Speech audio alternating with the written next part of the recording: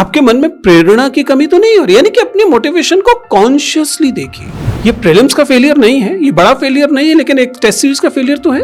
Toppers के plan को follow मत कीजिए, उनकी जिंदगी दूसरी है। Not only the big failures but even the small failures. आप लगातार उस प्रक्रिया में बने रहें, क्योंकि कंपटीशन है दोस्त। सीए की परीक्षा में मेहनत करनी पड़ती है, जेई की परीक्षा में मेहनत करनी पड़ती है, नीट की परीक्षा में मेहनत करनी पड़ती है। हर किसी को इसमें कूदना हो ये जरूरी नहीं, लेकिन कूदना है तो इस मोटिवेशन लेवल को लगातार बनाए रखना है। नमस्ते दोस्तों, प्लीज सिट डाउन में आपका स्वागत है। अगर आप मेरे वीडियोस पर आने वाले कमेंट्स को ध्यान से पढ़ें तो आपको अक्सर महसूस होगा कि जो विद्यार्थी, जो समुदाय मेरे इन वीडियोस को देख रहा है, उनमें से बहुत सारे लोग लगातार ये मोटिवेशन की तलाश में कर रहे हैं, जो हैरानी की बात है, क्योंकि मैं हमेशा से मोटिवेशनल स्पीकर्स और मोटिवेशनल इंडस्ट्री को लेकर संदेह के नज़रिए से देखता रहा हूँ। तो मैंने सोचा क्यों ना आज इसी अहम मुद्दे पर बात की जाए कि जिस लंबी तैयारी की दुनिया में आप हैं, अगर आप सिविल सेवा की तैयारी कर रहे हैं, चाहे वह यूपीएससी के लेवल पे हो या स्टेट सिविल सर्विसेज के लेवल पर हो, तो आप मानेंगे कि एक लंबी परीक्षा है। कभी 3 साल, कभी 4 साल, कुछ लोगों को 5, 7, 8 साल तक इसमें लगते हैं। तो स्वाभाविक है कि मोटिवेशन बनाए रखना एक चुनौती की बात। इसीलिए मैं वो बात कहता हूँ जिसकी वजह से अधिकांश विद्यार्थी कभी कभी नाराज हो जाते हैं। वो ये है कि पहले अच्छे से सोच लीजिए कि आपको ये करना भी है या किसी और के दबाव में, सामाजिक दबाव में, थोपी हुई इच्छा और कामना की वजह से कर रहे हैं। लेकिन एक बार अगर आप इस प्रक्रिया में आ गए हैं, तब भी आपको कुछ ऐसे तकनीक अपनानी पड़ेंगी कि आप इस लंबी परीक्षा के लिए, क्योंकि एक दिन की परीक्षा नहीं है, ना ही एक दिन की तैयारी है, लंबी परीक्षा है, तो लंबी परीक्षा में आप अपना उत्प्रेरण, आप अपना मोटिवेशन बनाए रख सके। ये कैसे हो पाएगा? क्योंकि ऐसा तो है नहीं कि आप एक दिन में आपने 16 घंटे पढ़ लिया और अगले दिन आपको आराम करने को मिलने वाला। ये तो आपको सप्ताह दर सप्ताह कई साल तक करना है।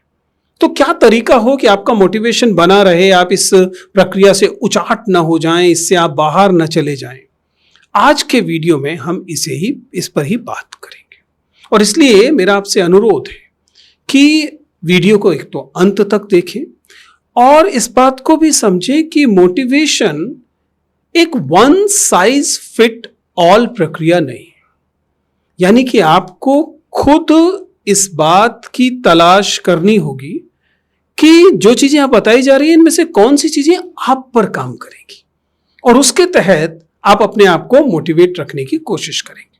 तो अगर हम ये बात करने की कोशिश करें कि वे कौन से फैक्टर्स होंगे जिनसे आप अपने आप को एक लंबी प्रक्रिया के लिए मोटिवेटेड रख सकते हैं, तो मैं आमतौर पर इन्हें 5, आपकी उंगली के 5 उंगलियां जो हैं उनसे आप याद रख सकते हैं। और इसके लिए जो सामान्य शब्द होता है वो होता है मैजिक। मैजिक बहुत अच्छा शब्द है, MAGIC, जिसका मतलब है कि मोटिवेशन एंड पॉजिटिविटी, एडेप्टेशन जिसका मतलब है study techniques and adaptation, G यानी कि गोल सेटिंग एंड प्लानिंग, और I यानी कि सोशल सपोर्ट एंड इंटरेक्शन यानी इंटरेक्शन, और C केयर यानी कि सेल्फ केयर और वेलबींग। इन 5 उंगलियों से आप अगर इन पर, ये 5 अलग अलग श्रेणियां हैं, अलग अलग कैटेगरीज हैं, हम इन पर बात करने वाले हैं। अगर आप अंत तक वीडियो देखेंगे तो आप समझ पाएंगे कि मेरा अब तक का जो अनुभव है, तमाम सैकड़ों, कई शायद हजारों उन विद्यार्थियों से जिनका चयन हुआ है, और इतने ही हुए विद्यार्थी जिनका चयन नहीं हुआ है, उनसे बात करके जो मैं समझ पाया हूं कि कैसे इस लंबी यात्रा में आप अपना मोटिवेशन बनाए रख सकते हैं, उसके लिए मैं शब्द दे रहा हूं magic. Motivation, adaptation, goal setting, interaction और केयर। यद्यपि ये इसी क्रम में नहीं इस्तेमाल होंगे, तो हम इसे समझने की कोशिश करेंगे कि क्या मेथड होगा जिस मेथड से आप अपना मोटिवेशन लंबे अरसे तक, 3 साल तक, 5 साल तक बनाए रख सकते हैं। और ध्यान रखिएगा, किसी भी तैयारी में जब वह उसकी अवधि बहुत लंबी होती है तो ये बहुत महत्वपूर्ण हो जाता है। आप भी इस बात का ध्यान रखें। तो एक एक करके शुरू करते हैं, थोड़ा सा वीडियो लंबा होने की आशंका है। मैं आपसे अनुरोध करता हूं कि एंड तक देखिएगा। कुल मिला के हम 5 कैटेगरीज की बात कर रहे हैं, हर एक में अलग अलग बिंदु हैं। जहां तक हमने मैजिक की बात की है, ये है मैजिक, लेकिन किस क्रम में रहता है वो मैजिक का क्रम नहीं है।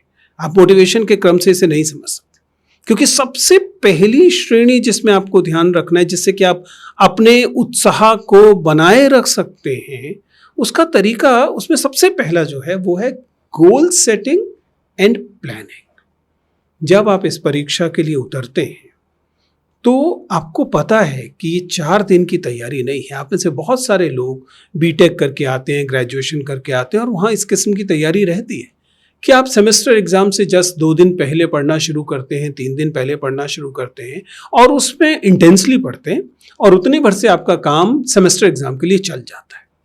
अनफॉर्चुनेटली सिविल सर्विसेज एग्जामिनेशन पर यह वाला मेथड काम नहीं करता है। आपको सतत पढ़ना है, इसलिए आपके पास एग्जैक्टली क्लियर गोल सेटिंग होनी चाहिए। पहली चीज, goal setting should be clear. आपके लक्ष्य क्या हैं एकदम स्पष्ट होने चाहिए, और उसकी योजना होनी चाहिए। कैसे करेंगे? सबसे पहले मैंने ये बताया कि आपको अपने गोल सेट करने हैं। आप आखिर 1000 किलोमीटर दूर, 800 किलोमीटर दूर चलकर आ रहे हैं। माता पिता का बहुत पैसा या अपनी कमाई का बहुत सारा पैसा आप किसी कमरे को किराए पर लेने के लिए, किसी कोचिंग में जाने के लिए, मटेरियल लेने के लिए बहुत सारे रिसोर्सेज कुल मिला के लग रहे हैं, और उससे भी ज्यादा अहम आपका समय लग रहा है। फिर इसका कोई औचित्य नहीं है कि आप बिना योजना के उसे तैयारी कर रहे हैं। आपके लक्ष्य एकदम स्पष्ट होने चाहिए, और मैं कहता हूं कि इसमें आपको 2 चीजें और करनी है। पहला, इन लक्ष्यों को आपको तोड़ना है। Please break it down into smaller objectives. मसलन आप कहेंगे लक्ष्य तो बिल्कुल क्लियर है, आईएएस बनना है। ये लक्ष्य नहीं है, ये तो आपका सपना है, बड़ा सपना है। इसको तोड़िए, बताइए कि आपका अगले 1 महीने का सपना का जो लक्ष्य है वो क्या है। आप विषय वस्तु के स्तर पे जाइए कि आप जनरल स्टडीज में कितने कंपोनेंट्स को कर लेने वाले हैं। इस तरीके से टेक्निकली उसे ब्रेक इट डाउन, और हर लक्ष्य को हासिल करने को सेलिब्रेट कीजिए। क्योंकि जब तक तैयारी आपका जीवन नहीं बनेगी और आपको लगेगा कि किसी बहुत आगे मिलने वाले लक्ष्य में ही इतनी ताकत होगी कि वो आपको खींचता रहेगा, ऐसा नहीं होगा। Please set smaller goals. हफ्ते के हिसाब से, 4 दिन के हिसाब से, 10 दिन के हिसाब से break down the bigger goal into smaller goals and make a clear study schedule. ये बहुत अहम है। एक दिन आपने 18 घंटे पढ़ा, जो उस दिन का लक्ष्य था उससे आपने 1.5 गुना कर लिया, और उसके बाद आप इसके नशे में इतना रहे कि अगले 2 दिन आपकी कंसिस्टेंसी में ब्रेक आ गया। आप उस शेड्यूल को शामिल नहीं कर पाए, उस शेड्यूल के हिसाब से तैयारी नहीं कर पाए। तब क्या होगा? आपका मोटिवेशन फिर से नीचे चला जाएगा। इसलिए एक शेड्यूल बनाइए, और उस शेड्यूल के हिसाब से अपनी तैयारी को जारी रखिए। किसी दिन लक्ष्य पूरा होगा, वेरी गुड। किसी दिन लक्ष्य पूरा नहीं होगा तो उसको कैरी फॉरवर्ड कीजिए और खत्म कीजिए अगले दिन। ये बहुत जरूरी है। तो यह तो हुआ जी, और अगला आता है जिसे हम इंटरेक्शन कह रहे थे। ध्यान रखिए, परीक्षा की तैयारी एकल नहीं है, इसलिए मोटिवेशन भी एकल नहीं। मैं बाकायदा मैंने टेडेक्स टॉक्स दी है जिसमें मैंने बताया है कि ना तो सक्सेस अकेली होती है और ना ही तैयारी अकेली होती है। इसलिए ये गलतफहमी में न रही कि आपकी तैयारी केवल आपका सपना और केवल आप ही से पूरा होने वाली चीज है। कोई मोटिवेशन एकाकी नहीं होता, सोशल होता है। इसलिए सोशल सपोर्ट और इंटरेक्शन रखिए, लोगों से बातचीत कीजिए। ये अलग बात है कि आप तय कीजिए कि आप किन लोगों से बात करें। अगर आपके इर्द गिर्द ऐसे टॉक्सिक लोग हैं जिनसे आपको लगता है कि आपके काम में बाधा आती है, तो कोशिश कीजिए कि उनसे थोड़ा दूर रहें। लेकिन इसका अर्थ ये कतई नहीं है कि आप अपने आप को सबसे काट लें। स्टडी ग्रुप्स में शामिल रहिए, लोगों से शामिल रहिए, उनसे बातचीत करते रहिए। जाहिर है कि वो ऐसे लोग होंगे जो आपकी तैयारी में मदद कर रहे होंगे। ये एक इंपॉर्टेंट बात है, ध्यान रखिए। मैं बार बार ये कहता रहा हूं कि तैयारी एक सोशल इकोसिस्टम की मांग करती है। आपको लगता है कि आपका टिफिन वाला जो आपको हर रोज खाना देता है, या आपका मकान मालिक, या आपके दोस्त, या आपकी गर्लफ्रेंड या बॉयफ्रेंड आपकी तैयारी में कम भूमिका अदा कर रहे हैं, केवल आपकी भूमिका है, गलत बात है। सही बात यह है कि हर तैयारी एक सोशल प्रोजेक्ट है, हर सपना एक सोशल प्रोजेक्ट होता है। इसलिए प्लीज सीक सोशल सपोर्ट। जिस क्षण आपको लगे कि आप थोड़ा सा विचलित हो रहे हैं, दोस्तों से बस जाइए और उनको एग्जैक्टली बताइए कहां आपको लग रहा है कि आप विचलित हो रहे हैं, और बार बार अपनी स्ट्रेंथ को फिर से गैदर कीजिए और आगे चलिए। ये मोटिवेशन के लिए बहुत अहम बात होने वाली है। और यहां मैं आपको एक छोटी सी सलाह देता हूं। फिर से हिंदी वाले लोग कहेंगे कि सर आप हिंदी वालों के पीछे क्यों पड़ गए हैं? वो इसलिए कि मैं खुद हिंदी वाला हूं, तो स्वाभाविक है उस दुनिया को थोड़ा बेहतर जानता हूं। अगर आप इस सामंती परिवेश से आते हैं, जो कि जिसे मैं हिंदी बेल्ट कहता हूं, जिसमें बिहार, उत्तर प्रदेश, राजस्थान मुख्यतः आते हैं, लेकिन कुछ अन्य राज्य भी हैं, तो आप अपने साथ एक वैल्यू जजमेंट का टोकरा भी लाते हैं। जब आप तैयारी करने के लिए किसी जगह पर पहुंचते और अपने आसपास दूसरे लोगों को देखते हैं, तो आप उनके बारे में वैल्यू जजमेंट्स अपने दिमाग में रखते हैं। आप उन्हें लेकर एक किस्म का जजमेंटल रवैया रखते हैं।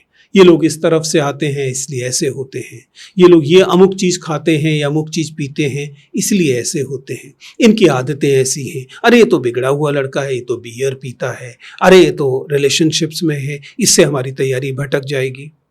मैं ये नहीं कह रहा कि आप अपनी ज़िंदगी को उनके हिसाब से तय कीजिए, लेकिन क्या आपने रियलाइज किया है कि इन जजमेंटल चीजों में आपकी कितनी वो एनर्जी लग रही है, जो अगर आप जजमेंटल नहीं होंगे और मुक्त होंगे तो आप उस एनर्जी को इस्तेमाल कर पाएंगे अपनी तैयारी में और अपने मोटिवेशन को बनाए रखने में। इसलिए set yourself free of the judgmental things, be non judgmental. इससे आपका सोशल सपोर्ट बढ़ेगा। वे व्यक्ति जो किसी वजह से आपको लगता है कि आपकी आदतों से मेल नहीं खाते और आप उनसे दूर रहने की कोशिश करते हैं, इस वजह से आप उनका एक सोशल सपोर्ट खोते हैं। इसलिए मेरी क्या सलाह है? नॉन जजमेंटल होइए, सोशल सपोर्ट हासिल कीजिए, इंटरैक्टिव रहिए, कनेक्टेड रहिए। तो हमने बात की गोल्स सेट करने की, और हमने ये भी बात की कि आपको सोशल सपोर्ट और इंटरेक्शन को लेकर खुले रहना है, खुले दिमाग से रहना है। लेकिन ध्यान रखिएगा, अंततः आपकी सफलता और आपके मोटिवेशन में आपकी भूमिका सबसे ज्यादा होने वाली है। इसलिए यहां आते हुए तीसरी श्रेणी जो मोटिवेशन के लिए सबसे जरूरी रहेगी आपकी, और यह है सेल्फ केयर और वेलबीइंग, जिसे हमने मैजिक में सी कहा था, केयर। अपना ध्यान रखना, अपनी वेलबीइंग का ध्यान रखना, अपने स्वास्थ्य का, अपने मानसिक स्वास्थ्य का ध्यान रखना। और इसमें शारीरिक स्वास्थ्य उतना ही जरूरी है जितना मानसिक स्वास्थ्य। अगर आप 3 साल की तैयारी के लिए, 4 साल की तैयारी के लिए कहीं पहुंचे हुए हैं और इस बीच में आप बीमार हो जाते हैं, एक छोटा सा वायरल हो जाता है जो आपसे 5 दिन छीन लेता है, आपको मालूम है कि 5 दिन कवर करने के लिए आपको 1 महीना लगने वाला है। इसलिए अपने स्वास्थ्य का ध्यान रखिए, अपने खाने पीने का ध्यान रखिए। इसका मतलब हमेशा ये नहीं होता कि आपको ज्यादा पैसा खर्च करना पड़ेगा। स्वस्थ, स्वास्थ्यवर्धक चीजों को खाइए, स्टे हेल्दी, एक्सरसाइज करते रहिए, पढ़ने लिखने के बीच में ब्रेक लेते रहिए। ऐसा ना हो कि आप 10 घंटे बैठे, आपका पांव सो गया, आपका दिमाग तो पांव पर है, ध्यान रख रहा है, आप तैयारी कब करेंगे? अगर मैं उस धारा से नहीं हूं जिसमें कि मैं बहुत मेडिटेशन करता हूं या इस चिंतन मनन की दुनिया में हूं, लेकिन अगर आपको उससे मदद मिलती है तो कीजिए, कोई तो बुराई नहीं। स्वस्थ रहना है, ब्रेक्स लेने हैं और अपनी वेलबीइंग का ध्यान रखना। ये आपकी सोशल वेलबीइंग है, ये आपकी मेंटल वेलबीइंग है, ये आपकी फिजिकल वेलबीइंग है। इसके लिए दोस्ती की जरूरत है, दोस्ती कीजिए। दोस्तों से दूर रहने की जरूरत है, दोस्तों से दूर रहिए। आप तय कीजिए। जैसा मैंने कहा, वन साइज फिट ऑल कुछ नहीं होता, लेकिन आपको अपने स्वधर्म को, अपनी प्रकृति को पहचानना है कि वे क्या चीजें हैं जिनसे आपका मोटिवेशन लेवल हाई रहता है और कंसिस्टेंसी बनी रहती है, because consistency is the key.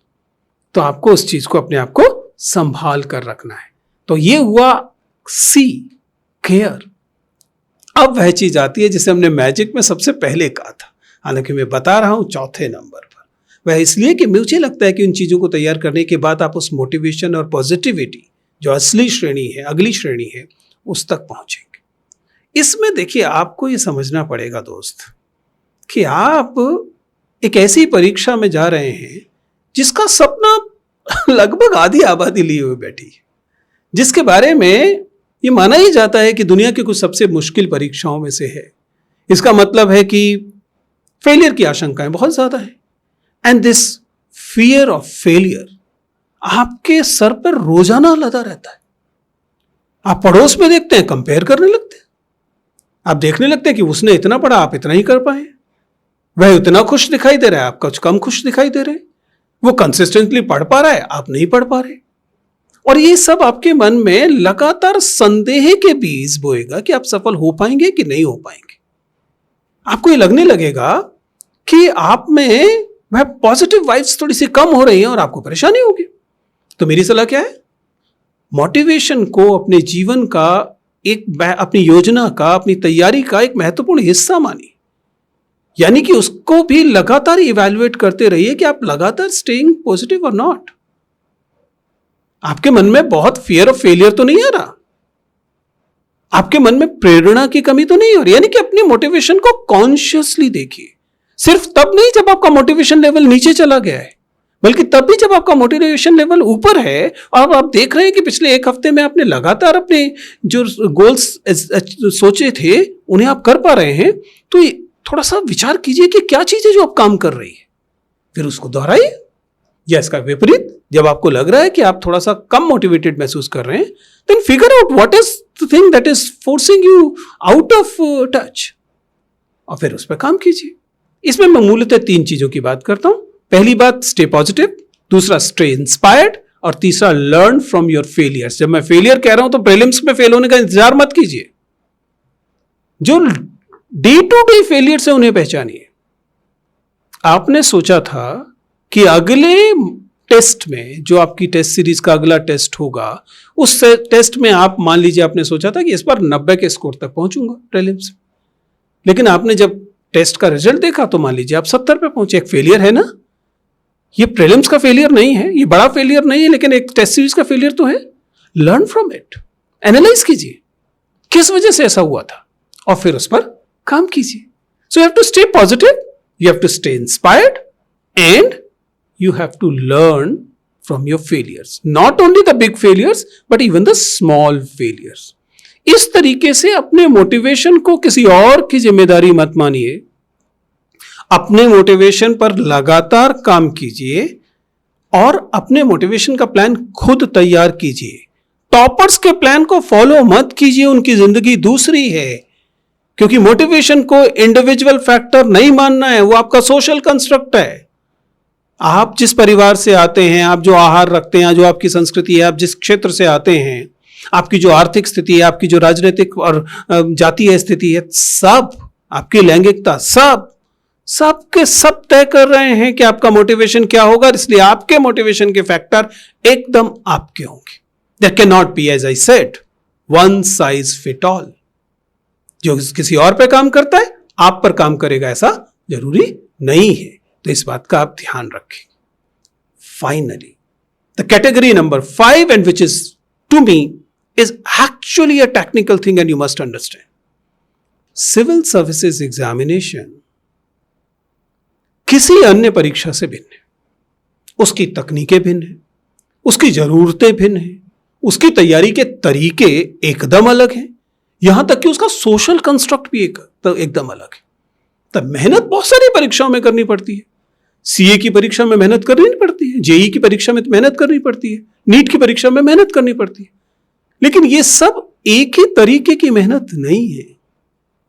इसलिए अपनी परीक्षा की विशेष टेक्निक्स को समझिए। आपके एग्जाम की एक्सपेक्टेशन क्या है उसे भी समझिए। उसकी वजह से आपका स्टडी रूटीन क्या होना चाहिए उसे समझिए। और फिर से कह रहा हूं, आपने अगर एक सप्ताह एक टाइम टेबल बनाया है और उन्हें काम भी किया है, तब भी अगले सप्ताह सेम टाइम टेबल मत रखिएगा। वेरी योर रूटीन, क्योंकि अदरवाइज आपको 3 साल तक ये काम कर रहा है, आप इस रूटीन में सड़ जाएंगे, आप इस रूटीन में बोर हो जाएंगे और आपको फिर कोई बीच में एक ऐसा गैप आएगा जिसमें अचानक आप डिप्रेशन महसूस करने लगेंगे या आपका मोटिवेशन लेवल एकदम गड्ढे में चला जाएगा। इसलिए उसे बनाए रखने के लिए जरूरी है कि very your study routine a bit. ये इस परीक्षा की अहम जरूरत है, क्योंकि आपको उसके स्टडी टेक्निक्स को समझना पड़ेगा, सूक्ष्म स्तर पर भी समझना पड़ेगा, क्या आपके लिए काम करता है वो भी समझना पड़ेगा। मसलन आपके लिए अगर इन्फोग्राफिक्स काम करते हैं तो कोशिश कीजिए कि हर प्रश्न पत्र के लिए, हर तैयारी के लिए, हर टॉपिक के लिए आप इन्फोग्राफिक्स के मेथड का इस्तेमाल करें, क्योंकि it is working for you, it might not be working for your friend. अगर परीक्षा में कुछ बदलाव हो रहा है या परीक्षा के पिछली बार के पेपर में कुछ बदलाव हुआ है, उसको एनालाइज कीजिए। सब लोग बार बार सीसेट की परीक्षा को लेकर परेशान हो रहे हैं और बिल्कुल परेशान होने की वजह है। भगवान भरोसे मत रहिए कि अगली बार ऐसा नहीं होगा। उस एग्जाम चेंज की नियत को समझिए, दिशा को समझिए और प्रीएम्प्ट कीजिए कि अगली बार क्या हो सकता है, और उसके हिसाब से चीजों को देखते रहिए। हमने लगातार मैजिक की बात की और इसमें हम इस वाली कैटेगरी पर हैं जिसे हम स्टडी टेक्निक्स की बात करें, एडेप्टेशन की बात करें। अगर आप एडेप्ट होने को तैयार नहीं हैं, अगर आप अपने आप को बदलने को तैयार नहीं हैं, 15 साल पहले जब मैं या मेरे साथी लोग तैयारी करते थे और उस समय एनसीईआरटी को लाइन दर लाइन पढ़ना ही काफी हो जाता था प्रीलिम्स क्लियर करने के लिए, और आप कहें नहीं मैं भी इसी तकनीक से पढ़ूंगा, जबकि इसके बीच में परीक्षा बदली है, परीक्षा देने वाले बदले हैं, परीक्षा का नेचर बदला है। इसका मतलब आप अडेप्ट होने के लिए तैयार नहीं है, जो कि एक अच्छा तरीका नहीं है। अडेप्ट, ये इंपॉर्टेंट रहेगा। लास्ट में जो कुछ आप मोटिवेशन के स्तर पर चीजें कर रहे थे और इससे परीक्षा में बने रहने की कोशिश कर रहे थे, मैं आपको यह विश्वास दिलाता हूं, अगर आप एक रीजनेबल, मैं ये भी नहीं कर रहा एकदम टॉप मोस्ट मोटिवेशन लेवल, अगर आप एक रीजनेबल मोटिवेशन लेवल के साथ लंबे अरसे तक कंसिस्टेंटली रह जाते हैं उस परीक्षा की प्रक्रिया में, तो आपके जीवन का कुछ ना कुछ तो हो ही जाएगा। मोस्ट लाइकली सिलेक्शन हो जाएगा, और मान लीजिए किसी वजह से आईएएस में सिलेक्शन नहीं हुआ तो लोअर सर्विसेज में हो जाएगा, उसमें नहीं हुआ तो कहीं और हो जाएगा। लेकिन उसकी शर्त क्या है? आपको लगातार अपनी प्रोग्रेस को ट्रैक करना है, देखना है और बने रहना है इस यात्रा में। इस यात्रा को टुकड़ों में नहीं जीना है। 2 महीने मेहनत से तैयारी की, उसके बाद मोटिवेशन नीचे चला गया, आप परेशान हो गए, घर चले गए। महीने भर के बाद फिर से वापस आए, जैसे तैसे इकट्ठे करके फिर से 2-3 महीने अच्छी ताकत से तैयारी की और उसके बाद फिर से गिर गए। ऐसे नहीं होगा। कोशिश कीजिए कि आप लगातार उस प्रक्रिया में बने रहें, क्योंकि कंपटीशन है दोस्त। आप नहीं बने रहे और कोई और बना रहेगा तो आपको परेशानी होगी। इसलिए मैं फिर से दोहरा रहा हूं, हर किसी को इसमें कूदना हो ये जरूरी नहीं है, लेकिन कूदना है तो इस मोटिवेशन लेवल को लगातार बनाए रखना है। 4 दोस्त रखिए पास में, एक शौक रखिए अपने साथ, योजना बनाइए और योजना के तहत काम कीजिए। और ये जो मैजिक मैंने बताया MAGIC, इसे बनाए रखिए। आई एम श्योर कि इनमें से सभी तकनीकें जो मैंने बताई हैं सबके लिए काम नहीं करेंगी, लेकिन इतना तय है कि जो आपके लिए काम करेगी वो आप पहचान सकते हैं।